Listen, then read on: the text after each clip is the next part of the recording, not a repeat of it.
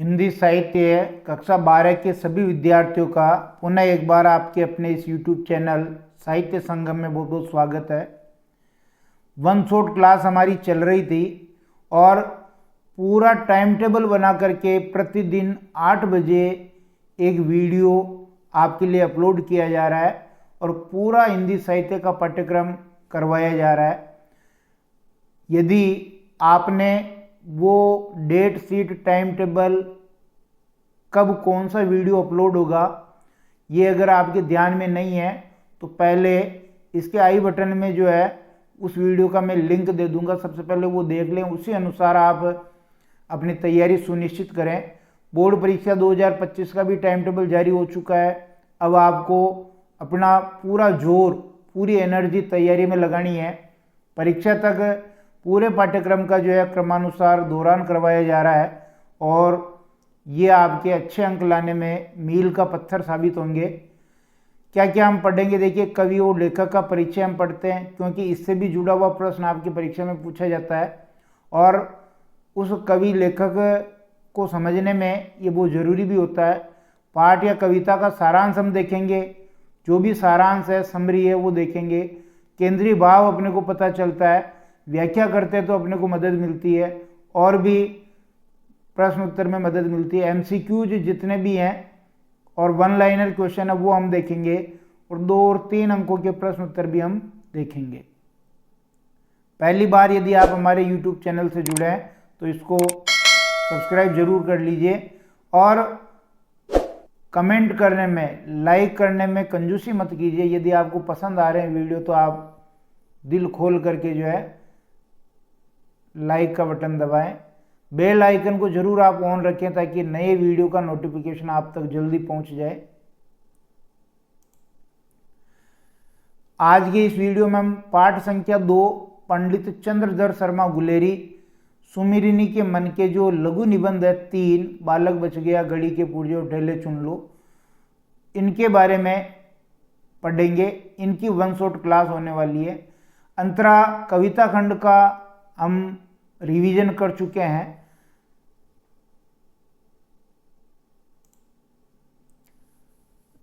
Adding वही है, सुमिरनी के मन के जो 3 निबंध हैं गुलेरी जी के, और गुलेरी जी अपने राजस्थान के जयपुर में जन्मे हुए हैं तो अपने लिए इनका लगाव भी होना चाहिए।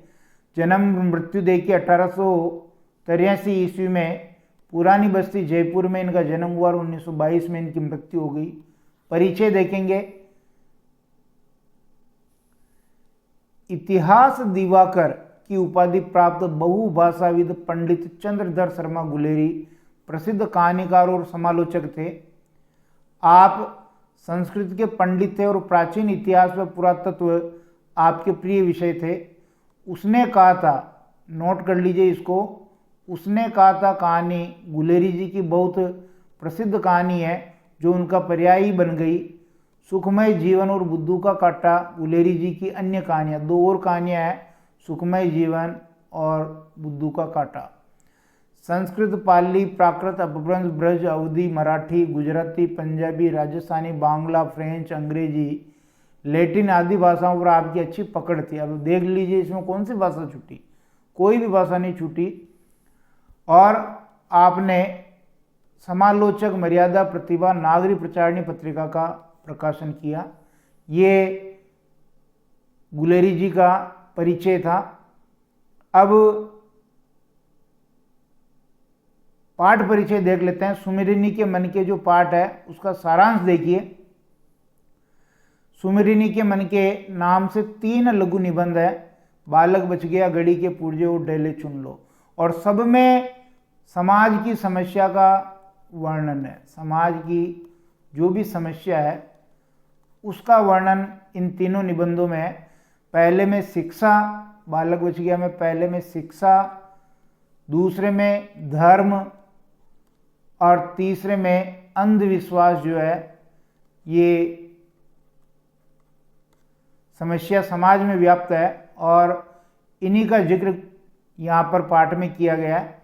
बालक बच गया निबंध का मूल प्रतिपाद्य है शिक्षा ग्रहण की सही उम्र। लेखक मानता है कि हमें व्यक्ति के मानस के विकास के लिए शिक्षा को प्रस्तुत करना चाहिए। शिक्षा के लिए मनुष्य को नहीं। हमारा लक्ष्य है मनुष्य और मनुष्यता को बनाए रखना। मनुष्य बचा रहेगा तो वह समय आने पर शिक्षित किया जा सकेगा, अर्थात अगर मनुष्य को हम जिंदा रख पाए तो शिक्षित बाद में भी कर लेंगे, लेकिन शिक्षा का बोझ डाल डाल करके अगर हम बालक का बचपन पहले ही मार देंगे तो फिर कुछ भी बचने वाला नहीं है। लेखक ने अपने समय की शिक्षा प्रणाली और शिक्षकों की मानसिकता को प्रकट करने के लिए अपने जीवन के अनुभव को हमारे सामने अत्यंत व्यावहारिक रूप में रखा है। एक स्कूल के वार्षिक उत्सव में लेखक ने देखा कि प्रधानाध्यापक के 8 वर्षीय पुत्र रटे रटाए उत्तर दे रहा था। इस तरह बालक की प्रवृत्तियों का गला घोंटा जा रहा था। इम्पोर्टेंट है, जो बाल सुलभ प्रवृत्तियां हैं, बचपन है, उसको मारा जा रहा था। लेकिन जब बालक ने इनाम में लड्डू मांगा तब लेखक ने सुख की सांस भरी। लेखक ने यह बताने की कोशिश की है कि शिक्षा हमें बच्चे पर लादनी नहीं चाहिए, बल्कि उसके मानस में शिक्षा की रुचि पैदा करनी चाहिए, यानी स्व रुचि पैदा हो, इंटरेस्ट पैदा हो, अपने आप बच्चा सीखे। दूसरा लघु निबंध घड़ी के पुर्जे। इसमें लेखक ने धर्म के रहस्यों को जानने के लिए धर्म उपदेशकों द्वारा लगाए गए प्रतिबंधों को घड़ी के दृष्टांतों द्वारा बड़े रोचक ढंग से प्रस्तुत किया। दृष्टांत किसका दिया? घड़ी का। धर्म के जो रहस्य हैं वो हर कोई नहीं जान सकता, इसे धर्म उपदेशक कहते हैं, उसको घड़ी के दृष्टांत के द्वारा समझाया है। प्राय धर्म के बारे में ये कहा जाता है कि धर्म के रहस्य को जानने की इच्छा प्रत्येक व्यक्ति को नहीं करनी चाहिए, बस जो कहा जाए उसे सुन लिया जाए।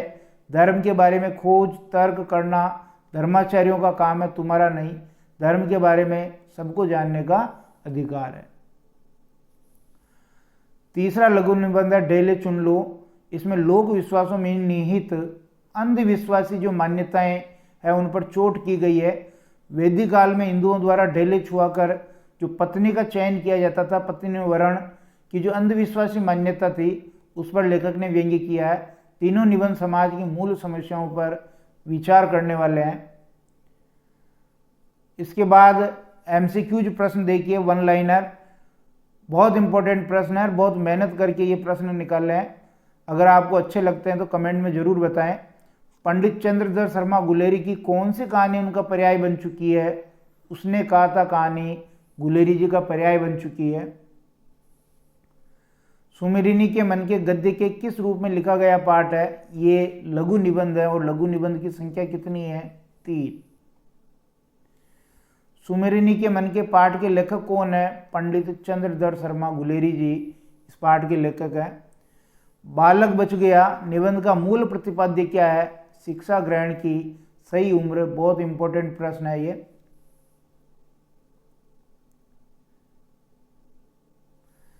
घड़ी के पुर्जे दृष्टांत के द्वारा लेखक ने किस विषय को रोचक ढंग से प्रस्तुत किया है? धर्म के रहस्यों को जानने पर जो धर्म के उपदेशक हैं वो जो प्रतिबंध लगाते हैं, उन प्रतिबंधों को घड़ी के पुर्जे दृष्टांत से समझाने की कोशिश की है। ढेले चुन लो निबंध में किस पर व्यंग्य किया गया है? लोक विश्वासों में निहित अंधविश्वासी मान्यताओं पर इसमें व्यंग्य किया गया है। किस तरह से ढेला छुआ करके पत्नी का चयन किया जाता था। बड़े लाड से नुमाइश में मिस्टर आदि के कोल्लू की तरह किसे दिखाया जा रहा था? प्रधानाध्यापक के 8 वर्ष के पुत्र को, जो रटे रुटाए उत्तर दे रहा था, उसको दिखाया जा रहा था। बालक ने इनाम में क्या मांगा? बालक ने इनाम में लड्डू मांगा, जबकि सब लोग ये उम्मीद कर रहे थे कि वो कोई अच्छी बड़ी पुस्तक मांगेगा, लेकिन लड्डू मांगा।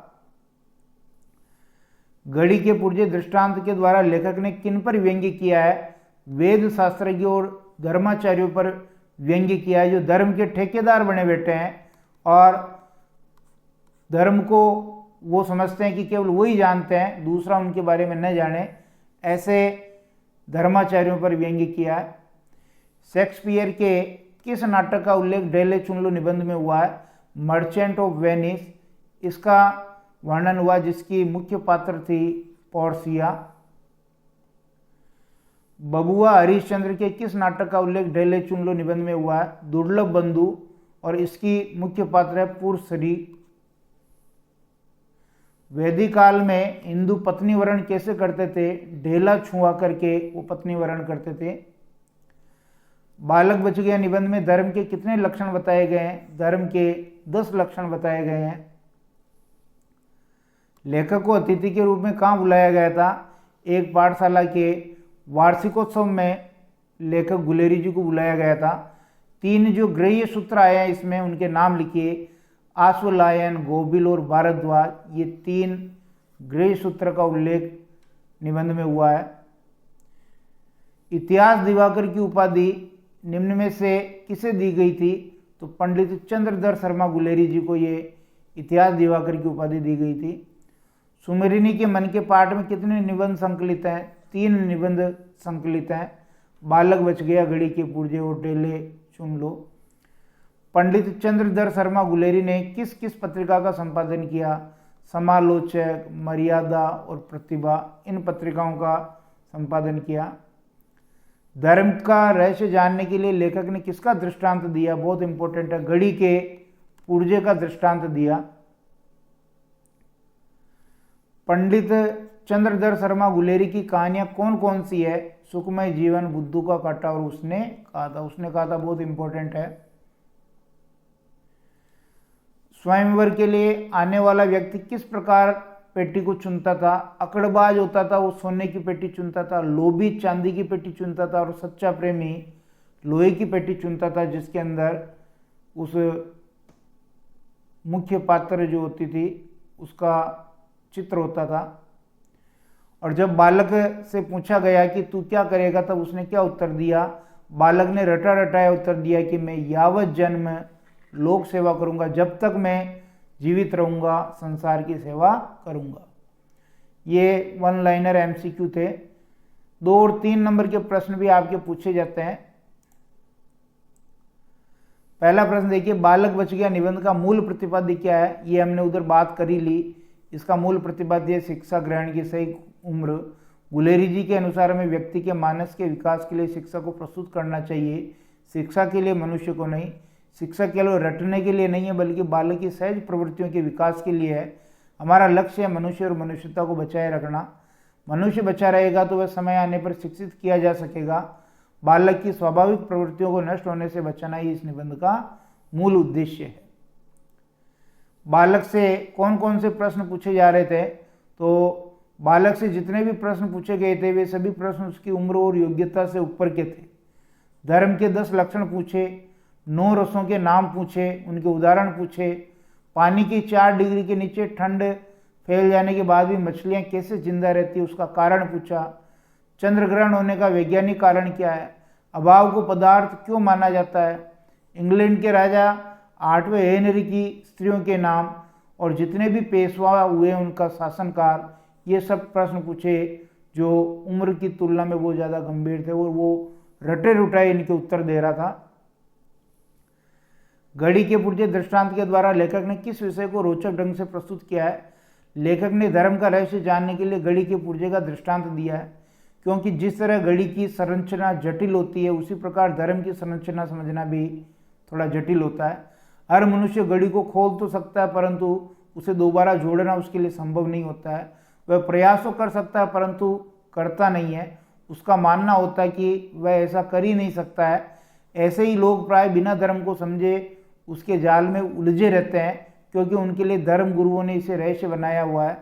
वे इस रहस्य को जानने का प्रयास भी नहीं करते हैं और धर्म गुरुओं के हाथ की कठपुतली बने रहते हैं। धर्म के रहस्यों पर धर्म उपदेशकों द्वारा लगाए गए प्रतिबंधों को यहाँ रोचक ढंग से प्रस्तुत किया गया है।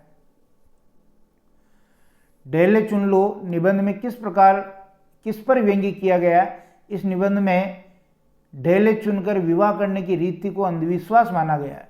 यह निबंध लोक जीवन में व्याप्त अंधविश्वासों पर व्यंग्य करता है, जो हमारे समाज की गहन तथा गंभीर समस्या है। लेखक का मत यह है कि अपनी आंखों से देखे सत्य को ही सत्य मानना चाहिए, भविष्य की झूठी कल्पना पर विश्वास नहीं करना चाहिए। अपने जीवन साथी को चुनने के लिए सोने चांदी तथा लोहे की पेटियां अथवा विभिन्न मिट्टी के ढेलों पर विश्वास एक अंधविश्वास मात्र है, जिसका कोई वैज्ञानिक तथ्य नहीं है, जो समाज के लिए घातक सिद्ध होते हैं। बालक द्वारा इनाम में लड्डू मांगने पर लेखक ने सुख की सांस क्यों भरी? बालक की उम्र महज 8 साल थी। यहाँ ये भी प्रश्न बन सकता है कि बालक की उम्र कितनी? 8 साल। परंतु उसका अपनी उम्र से अधिक गंभीर विषयों पर रटे रटाए उत्तर देना लेखक को दुखी कर गया। वह समझ गया कि पिता ने उसकी स्वाभाविक प्रवृत्तियों का गला घोंटा है। बालक का बालपन तथा बाल मन दम तोड़ चुका है, परंतु जब इनाम में बच्चे ने लड्डू मांगा तो लेखक ने सुख की सांस भरी। एक बालक के लिए यही स्वाभाविक बात थी। उसे विश्वास हो गया कि पिता तथा अन्य लोग बालक की सहज प्रवृत्तियों को नष्ट करने में अभी तक सफल नहीं हुए। अब भी बालक के अंदर उसका बचपन जिंदा है, वह अब भी अपनी उम्र से आगे नहीं निकला है। यह स्थिति लेखक के लिए बहुत ही सुखदायी थी। पोर्शिया कौन थी? पोर्शिया शेक्सपियर के प्रसिद्ध नाटक मर्चेंट ऑफ वेनिस की नायिका थी। इसी नाटक को भारतेंदु हरिश्चंद्र ने दुर्लभ बंधु नाम से अनुवाद किया, जिसकी नायिका पुरश्री है, जो लड़कों द्वारा पेटियों का चुनाव करके अपना पति चुनती है। ढेले चुन लो पाठ में लेखक ने समाज में व्याप्त किस अंधविश्वास की ओर संकेत किया है? इस निबंध में ढेले चुनकर विवाह करने की रीति को अंधविश्वास माना है। यह निबंध लोक जीवन में व्याप्त अंधविश्वासों पर व्यंग्य करता है, जो हमारे समाज की गहन तथा गंभीर समस्या है। लेखक का मत है कि अपनी आंखों से देखे सत्य को ही सत्य मानना चाहिए, भविष्य की झूठी कल्पना पर विश्वास नहीं करना चाहिए। अपने जीवन साथी को चुनने के लिए सोने, चांदी और लोहे की पेटियां अथवा मिट्टी के ढेलों पर विश्वास नहीं करना चाहिए, क्योंकि यह अंधविश्वास है। इसका कोई वैज्ञानिक तथ्य नहीं है, समाज के लिए बहुत घातक है। और वापस ये लेखक ने धर्म का रहस्य जानने के लिए घड़ी के पुर्जे का दृष्टांत क्यों दिया, ये वापस रिपीट हो गया है। दोनों प्रश्न ये रिपीट हो गए वापस।